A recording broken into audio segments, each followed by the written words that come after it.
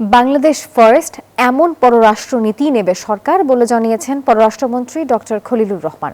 বুধবার নেপালের পররাষ্ট্রমন্ত্রী বালানন্দ শর্মার সাথে রাষ্ট্রীয় অতিথি ভবন পদ্মায় বৈঠক শেষে এ কথা জানিয়েছেন তিনি। এক প্রশ্নের জবাবে তিনি বলেছেন, নিজের ইচ্ছায় মন্ত্রী হননি তিনি।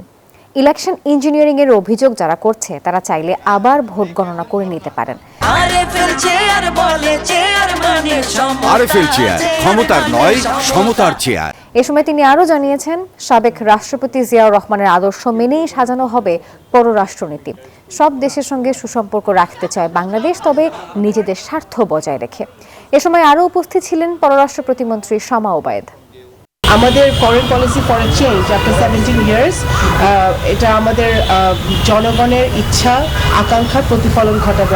আমরা আমাদের পররাষ্ট্র কর্মকাণ্ডে আমাদের জাতীয় স্বার্থ পাই পাই করে বুঝে নেব। আমরা সকল দেশের সঙ্গে সুসম্পর্ক রাখতে চাই। রোহিঙ্গা বিষয়ে আমাদের যে নজরটা ছিল সেটা কোনোভাবে কমবে না, বরঞ্চ বাড়বে।